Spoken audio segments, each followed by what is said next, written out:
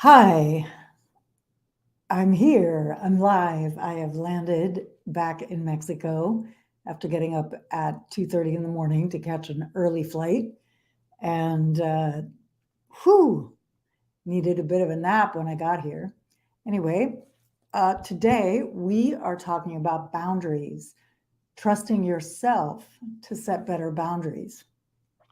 Now, first of all, if you're watching live, go ahead and drop a hashtag live down below. And if you're watching the replay, drop me a hashtag replay. I love to know who's with me.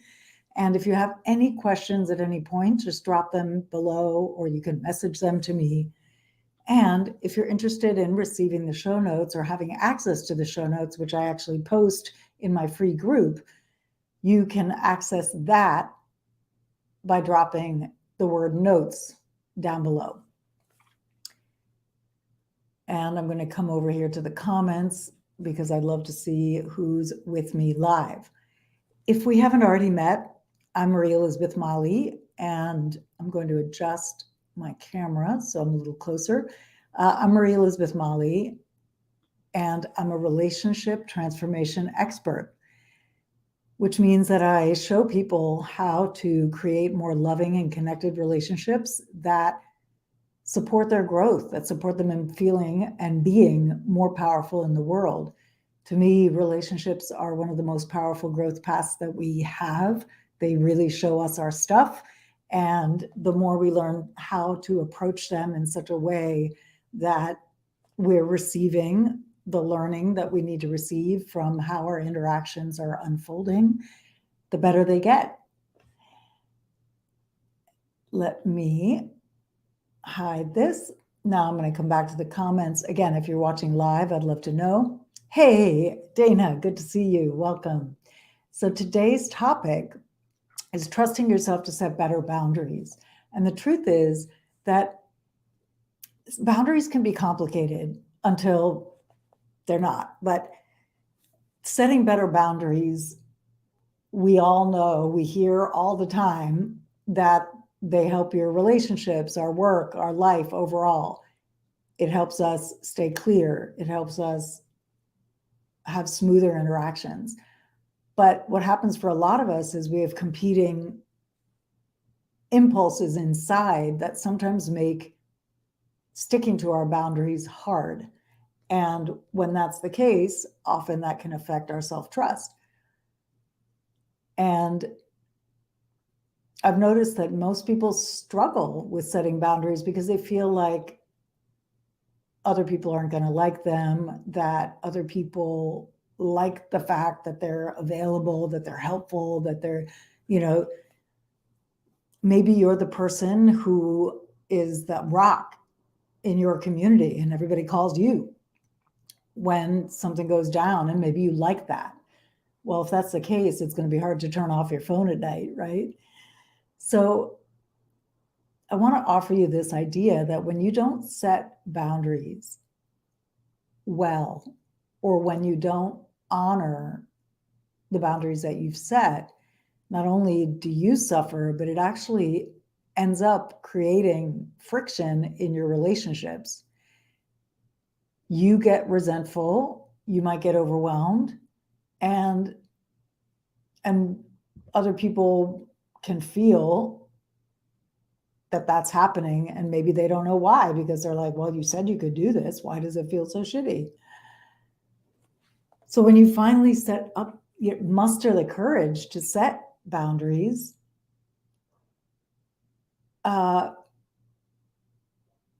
oftentimes what happens is that they don't get honored, they don't get respected.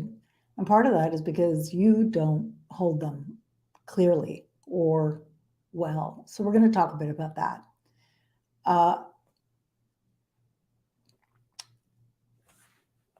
I'm just seeing, okay, so all righty. If you're here live, I'd love to know.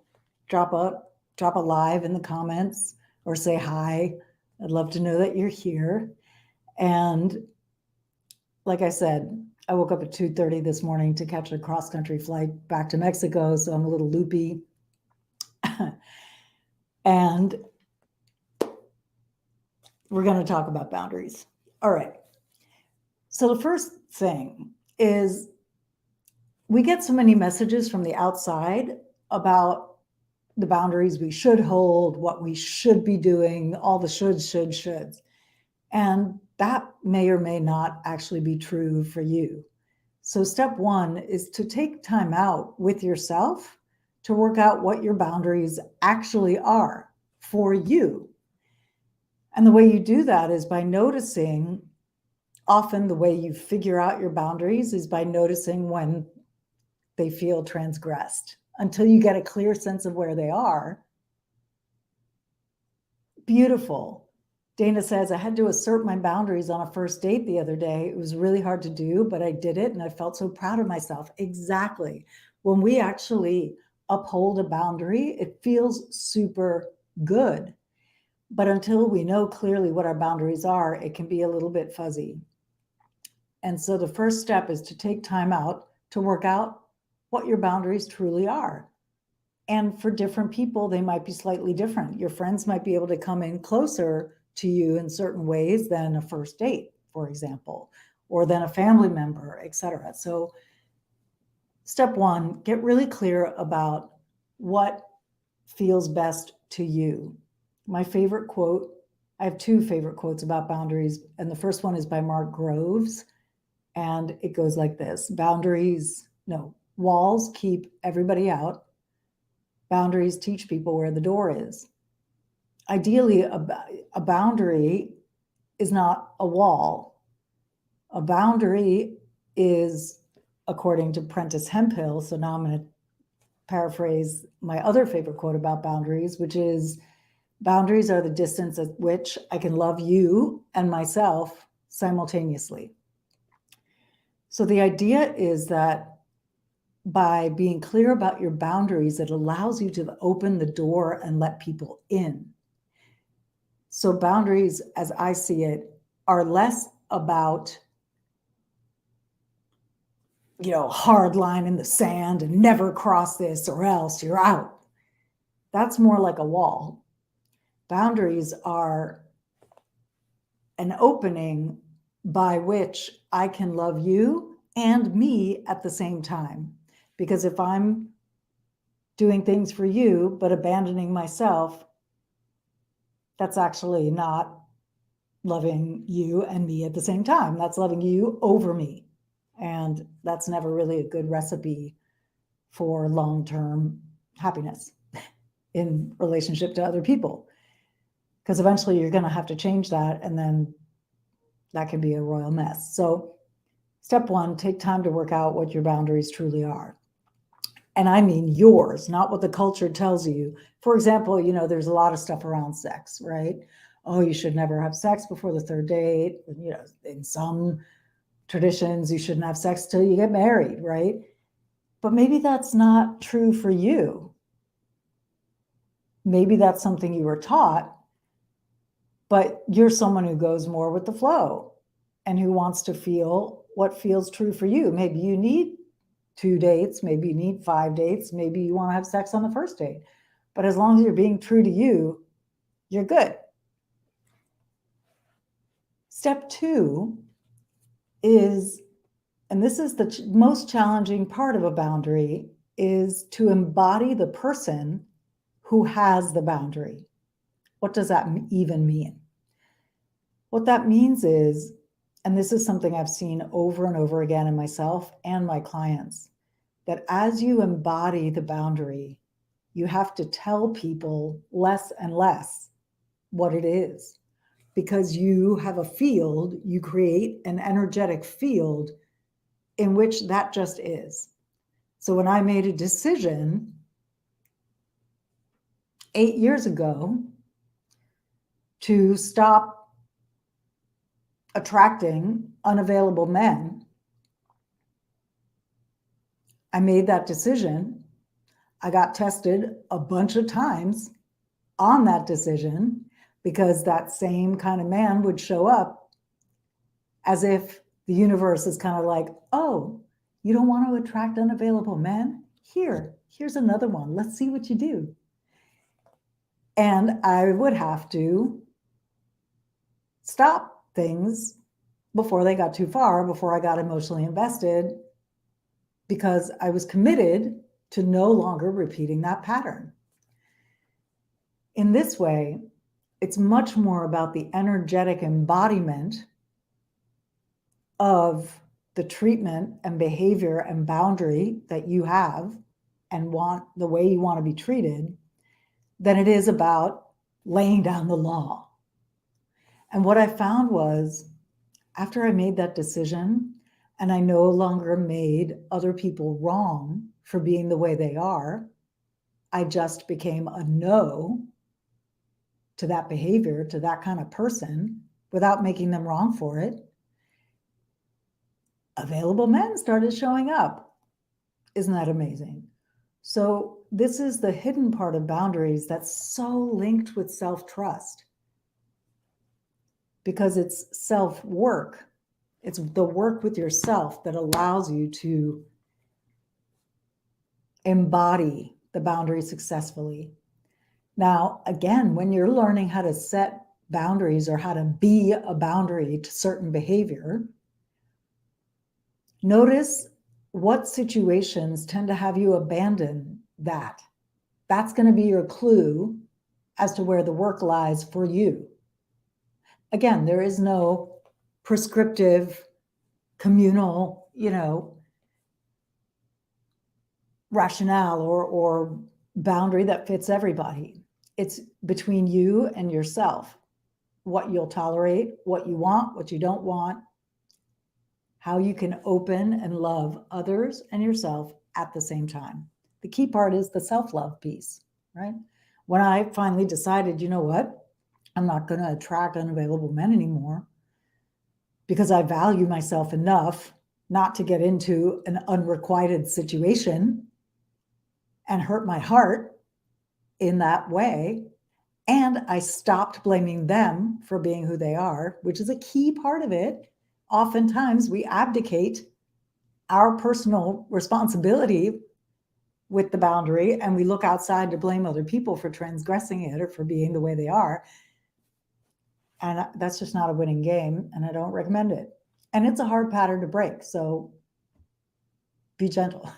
And that's really step 3. Be gentle with yourself when you notice that you've abandoned a boundary that you set, and then recommit to it. How's this landing so far? Let me know in the comments. Do you have questions, reflections? I'd love to know how this is landing. Because boundaries can be a tricky thing, and they're talked about a lot, but I feel like what is missing from the conversation is the piece about who we be, how we energetically show up. Now, is that to say that I made this decision and magically never met an unavailable man again? No, I made this decision. This is all happening around the time that I met my partner, who I've been with for almost 7 years. And when we first met, he was kind of unavailable. He was super commitment phobic. And we took our time and we got to know one another slowly. And it took us a while to commit to being in a relationship. And that's okay, because we both were committed to proceeding at the pace that we both could meet, that we both could stay with. Here's a comment. Dana says, it's great, landing great so far. I was scrambling on the first date. Oh my God, that's amazing. Your first date in over 20 years? Yes. But they popped in my head, no, I don't want this. They are still evolving. Yeah, I mean, we all are still evolving all the time. So I think might be a little unrealistic to expect someone to arrive already perfected. I mean, if I had expected that of Patrick, and if he had expected that of me, I don't know that we'd be together, right? But the key is that I respected his boundary around how much he could commit to at any given time. He respected me and my boundaries. And over time, that created the space for us to be able to go deeper and deeper together, because we felt safe is a misleading word here, because our relationship isn't built on safety, it's really built on growth. And growth isn't always comfortable. But because we both have a commitment to our individual growth, that creates a kind of safety between us, because we know that each of us is going to be being true to that as we live and love together.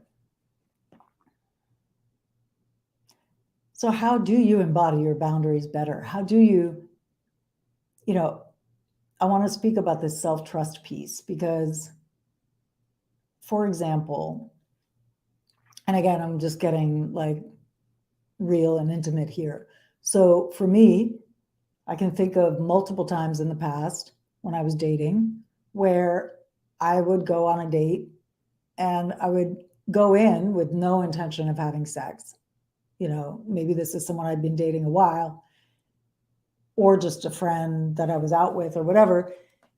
But then when alcohol gets involved, I noticed that there would be a point at which, if I had had enough to drink and if the pressure from the other person was consistent enough, I would abdicate there. A part of me inside, again, with enough alcohol in my system, a part of me inside would kind of go, fuck it, and then go along with whatever was happening. Now, luckily, I didn't put myself in danger. I've been, aside from my teens, I've been assaulted multiple times in my life, but nothing in recent history. But the key was for me to notice, oh, there's a point at which if I drink and I'm out drinking, I know that there's a point at which I'm going to have to make a decision about what's going to happen next. And if I've had too much to drink, I may make a decision that doesn't feel good the next day. That's on me. Okay, I want to make that really clear. Somebody else wanting to have sex, there's nothing wrong with that. The issue is me flipping from a no to a yes because I've abdicated myself, because I've abdicated my boundary. So what did I have to do to learn how to hold my boundaries better? Not drink so much when I went out. Track how drunk I was getting, for example. Now I barely drink at all, but this is like, we're talking 10 years ago or something. So is this making sense so far, what I'm saying? I'm going to recap soon, but I just want to make sure that what I've said so far is making sense. Please let me know in the comments. And I want to reiterate that the piece that shifted for me, great. I got it totally in the comments. Anybody else? I'd love to know if this is making sense, because so ultimately the piece that had to be shifted was around self-trust and around recognizing that the only person responsible for my boundaries is me. And when I got that, it's not for somebody else to hold for me, right? It's for me to hold for me. And when I got to the point where I valued myself enough not to drink to the point where I knew I would abdicate a boundary and then feel terrible the next day.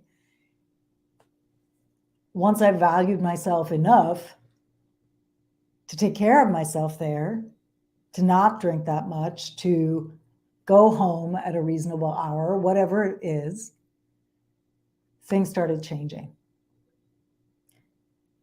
And I wanted to address that today because I feel like self-trust is really one of the pieces that we don't talk about enough. Do you have your own back? Are you in any way expecting other people to hold a boundary for you that you don't hold for yourself? Those are questions worth journaling on. Boundaries are a way of having your own back. And like I said at the top of this live, the more you embody, the more you trust yourself and also embody the energy of a person, like this is the treatment I invite and expect, the less shenanigans tend to happen. The more you embody your boundary, the less people challenge it. Now, in the beginning, when you're first changing a boundary with people in your life where you've maybe been a bit of a people pleaser, yeah, you may get pushback because people are used to getting their way with you. But eventually, if you stick to your guns, they're gonna get it and either adjust or leave your life because they no longer fit. That's the hard part, is sometimes when you begin to trust yourself, value yourself, take care of yourself first, some people may no longer fit your life. But that's a good thing. They were benefiting from your lack of boundaries. Wouldn't you rather have relationships that honor you? Wouldn't you rather honor yourself in such a way that you know how you want to be treated and then are treated that way because it's a vibe that you emit? That feels better to me. Okay. Are there any questions? Because I would love to respond. I love these to be interactive. So if you have any questions, I'd love to hear them. Drop them below and I'll catch them here and answer them. And if there are no questions coming, then I'm going to recap. So let me know. I'm going to riff off here. So Dana went on a first date the other day. Like when you're going out with somebody you've never met before, they don't know your boundaries, right? And they may be used to pushing certain things to get what they want. What a great place to practice having your own back. You're not invested emotionally in this person yet. You're just getting to know them. It's the perfect spot to speak up and go, this is what I want, or no, I'm a no to that, or whatever it is. And then you get to see how they respond. Do they adjust? Are they open? Are they just trying to get something from you? Then they're not worth dating again. But if they're willing to adjust, like, oh, wow, okay, yes, I can work with that, then they might be worth going on another date with, right? But the key is having your own back first and then seeing what the other person does with that. Okay, I don't see any questions coming in, so I'm going to recap.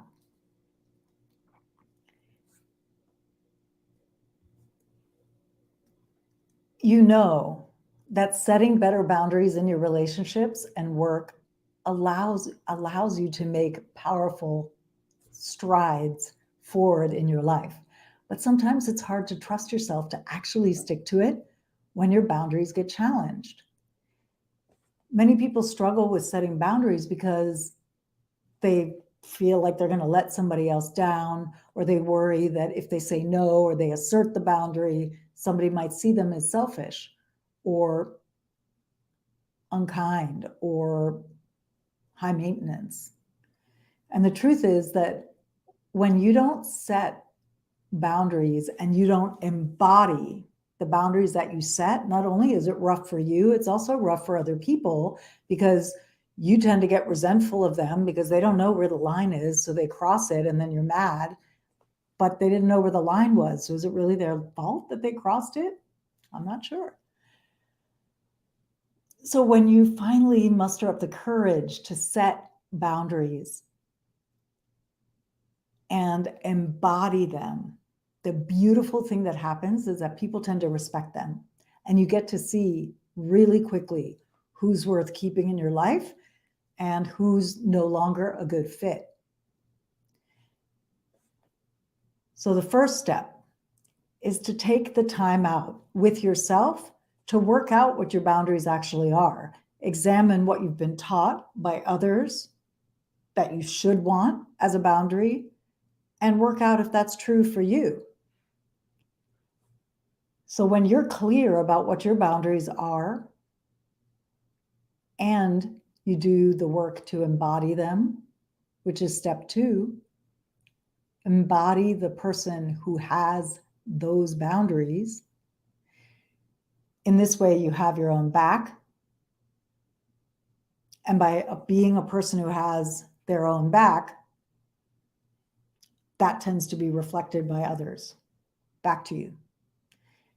So a really great way to notice where you do and don't have your own back yet is to notice when you tend to self-abandon, meaning when you tend to flip-flop on a boundary that you set or transgress it yourself, and do the work to unpack what has me do that. What would it feel like to have my own back here and no longer do that? What do I need to shift in my actions to hold this boundary more effectively for me? Step 3, be gentle with yourself. When you notice that you abandoned a boundary you set, and recommit to it. Don't beat yourself up. Just notice, oh, wow, there's a spot where I abdicated, where I abandoned myself. Notice if certain situations have you do that more than others. For example, for me, it was when I'd be out at a bar with friends and had more than 2 drinks over the course of a night. At some point, sometimes I would abandon my boundaries because a part of me just would be like, fuck it, let's go. And then I would end up doing things that didn't feel great the next day to me. So if that's the case for you, how could you have your own back better? Could you try just having 1 or 2 drinks when you go out and sticking to that for you, not because somebody told you to, but because you know that your decision-making gets impaired when you get drunk.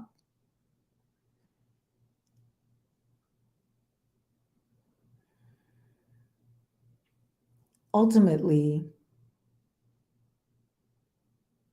it's about self-trust. It's about having your own back and knowing that when you fully embody a thing, that's what's going to be reflected back to you. So if people are constantly transgressing, let's say you have a boundary like, I don't take calls after 9 p.m., but you're answering the phone after 9 p.m. Well, it's not their fault that they called you. It's your fault. I mean, I don't really believe in fault, but I'm just using that language because it's clear. It's not their fault that they called you after 9. It's your fault that you picked up the phone. Like, if you stop picking up the phone after 9 o'clock, if you honor your own boundary, eventually people will get it. Oh, they don't pick up the phone after 9 o'clock, and they'll start calling you earlier. That's a simple example, less sticky than some of the other examples that come to mind. Again, I'm Marie Elizabeth Molly. I'm a relationship transformation expert, which means I help people transform the aspects of relationship that have them stuck so that they feel more loving and connected and clear, and they can show up more powerful in the world. You're invited to join. I have a free Facebook group for women, which you're invited to join at, if you Google or if you enter in the search field, in the Facebook search field, Relationship Alchemy with Marie Elizabeth Molly, you'll find the group, and I invite you to join. This is where I put the show notes. So if you are interested in seeing the show notes for these live shows or these live episodes, go there because they're all in the guides section of that group. And you're welcome to ask me questions in there. I love interacting and answering questions. So sometimes I'll even spontaneously go live in the group to answer something. So You're invited to join me there. And thank you for watching. And until next time, remember that a great relationship starts with you.